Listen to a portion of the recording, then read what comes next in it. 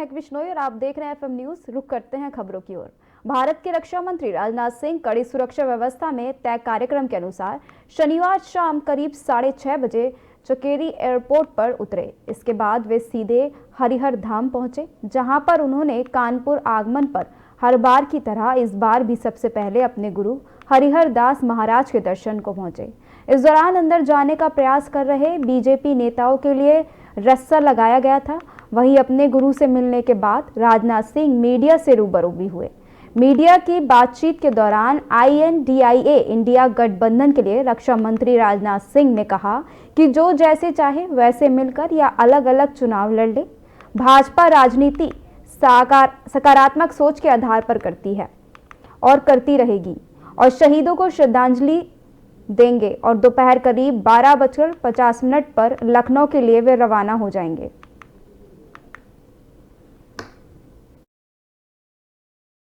अब यह फैसला उन लोगों को करना है, हमें कोई आपत्ति नहीं है। वो मिलकर लड़ना चाहते हैं मिलकर लड़ें, अलग अलग लड़ना चाहते हैं अलग अलग लड़ें। देखिए, जहाँ तक हमारी पार्टी का प्रश्न है, तो हमारे NDA इस अलायंस का प्रश्न है, हम लोग राजनीति माने पॉजिटिव थिंकिंग के आधार पर, सकारात्मक सोच के आधार पर राजनीति करते हैं। कौन क्या कर रहा है नहीं कर रहा है, यह तो उनका आंतरिक मामला, वो स्वयं देखें। अब यह फैसला उन लोगों को करना है, हमें कोई आपत्ति नहीं है। वो मिलकर लड़ना चाहते हैं मिलकर लड़ें, अलग अलग लड़ना चाहते हैं अलग अलग लड़ें। देखिए,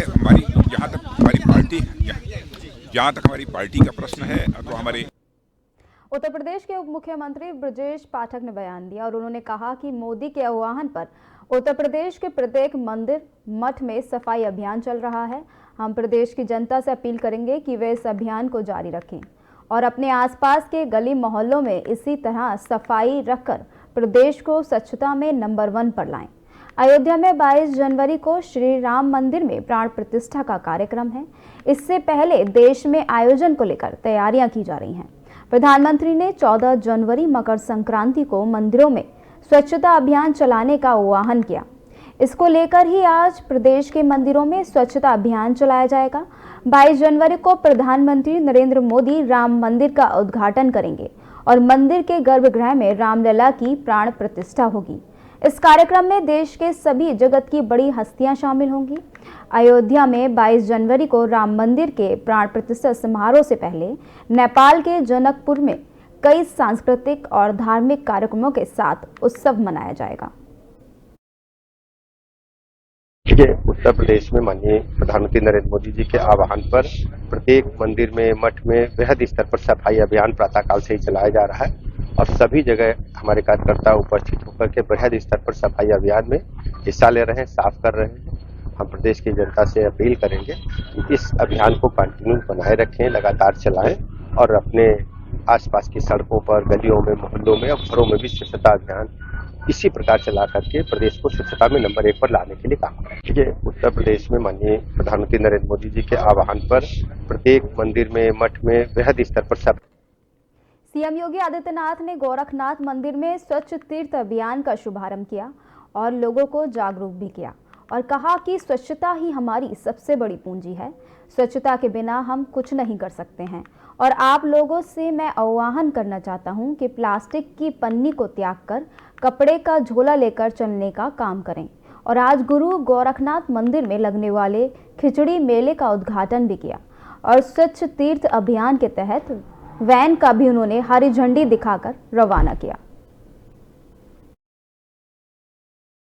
हमारी पीढ़ी सौभाग्यशाली है इससे 500 वर्षों के बाद जब प्रभु अपने स्वयं के भव्य मंदिर में विराजमान होंगे, देश और दुनिया अयोध्या के प्रति आतुर है। कब मौका मिलता है, कब प्रभु अपने धाम का दर्शन करने का उन्हें सौभाग्य प्रदान करता है। हम सब तो सौभाग्यशाली हैं यही रह करके और इस धाम को नजदीक से देख रहे हैं, अवलोकन कर रहे हैं। यहां पर प्रभु की कृपा हम पर सदैव बनी हुई है और इन स्थितियों में हमारी कुछ जिम्मेदारी भी बनती है और जिम्मेदारी ये कि सबसे पहले अयोध्या स्वच्छ और सुंदर दिखाई दे। सरकार का जो काम है वो सरकार अपना काम कर रही है। इंफ्रास्ट्रक्चर, सड़कों का चौड़ीकरण, railway line, double railway line से अयोध्या जुड़ चुका है। एयरपोर्ट, आप सोचिए मौसम कैसा है, अगर एयरपोर्ट नहीं होता तो मैं इतनी सुबह अयोध्या धाम में नहीं पहुंच पाता। आज अयोध्या धाम में एयरपोर्ट है तो मौसम कैसा भी होगा हम पहुंच जाएंगे, कोई समस्या नहीं। यानी ये सभी सुविधाएं अयोध्या धाम के लिए।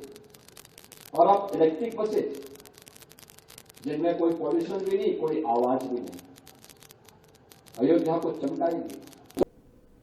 लखीमपुर खीरी के गोला गोरखनाथ के सामुदायिक स्वास्थ्य केंद्र पर केंद्रीय गृह राज्य मंत्री अजय मिश्र टेनी ने पहुंचकर 10 आयुष्मान जन आरोग्य मंदिरों का लोकार्पण किया। बताते चले कि सरकार ने बेहतर स्वास्थ्य सेवाएं देने का वादा किया था और उसे पूरा किया है। वहीं 3 CSC में 20-20 बेड बढ़ाए गए हैं। अजय मिश्र टेनी ने कहा कि बीजेपी सरकार ने गांव-गांव तक बेहतर स्वास्थ्य सेवाओं को पूरा करने का जो वादा किया था उसे पूरा किया है।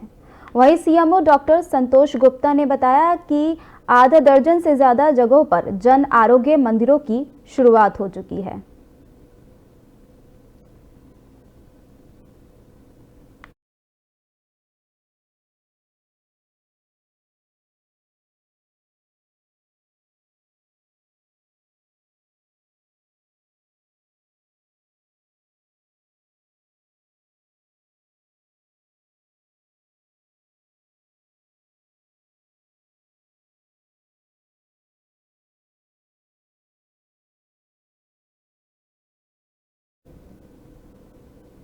कल्याणपुर के MC छात्र स्टूडेंट वाला कांड, कमिश्नरेट पुलिस की आंखें खोलने वाला परफेक्ट वीडियो सामने आया। बताते चले कि अपहरणकर्ता अपहरण कर छात्र की हत्या करने के प्लान में थे।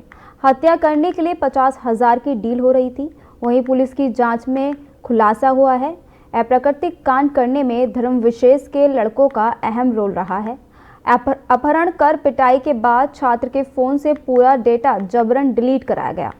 पुलिस पर आरोप लगाया जा रहा है कि धर्मेंद्र यादव का शातिर बेटा सनी व उसके साथी अभी तक फरार हैं।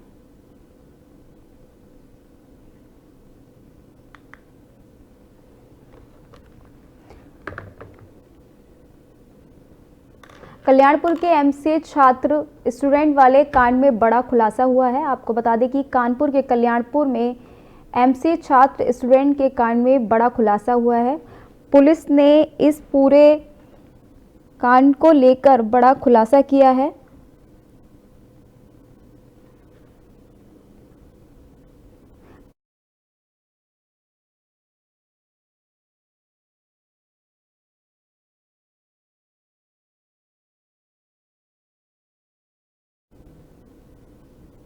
लखीमपुर खीरी के गोला गोरखनाथ की बजाज चीनी मिल से अचानक एक मजदूर लापता हो गया, जिसकी सूचना परिजनों को मिलते ही मिल में पहुंचकर प्रदर्शन किया और गन्ने की तौल बंद करवा दी गई, जिसके कारण मिल और प्रशासन में हड़कंप मच गया।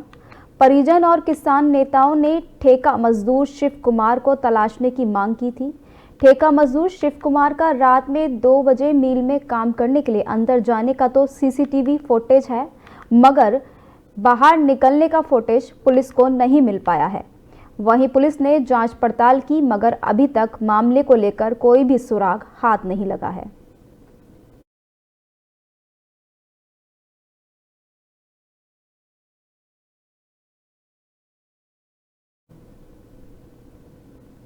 मिर्जापुर के देहात कोतवाली क्षेत्र पुलिस चौकी करनपुर के इलाके में बाईपास के पास हाईवा ट्रक और मोटरसाइकिल में बीती रात टक्कर हो गई, जिसमें मोटरसाइकिल हाईवा ट्रक में फंस गई। बाइक की रगड़ से दोनों वाहनों में आग लग गई। हादसे में बाइक सवार अज्ञात की मौके पर ही मौत हो गई। रात में पहुंचे फायर ब्रिगेड के जवानों ने आग पर बामुश्किल काबू पाया। पुलिस ने शव को कब्जे में लेकर पोस्टमार्टम के लिए भेज दिया है और कानूनी कार्रवाई में जुट गई है।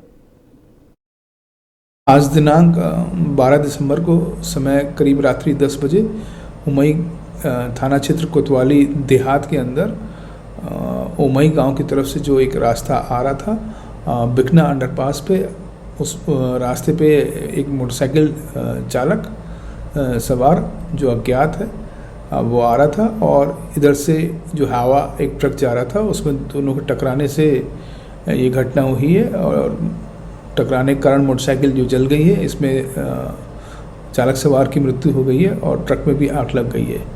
इस घटना में ड्राइवर वहाँ से भाग गया है और जब ये सूचना मिली तो फायर ब्रिगेड की गाड़ी द्वारा आग को बुझा दिया गया है।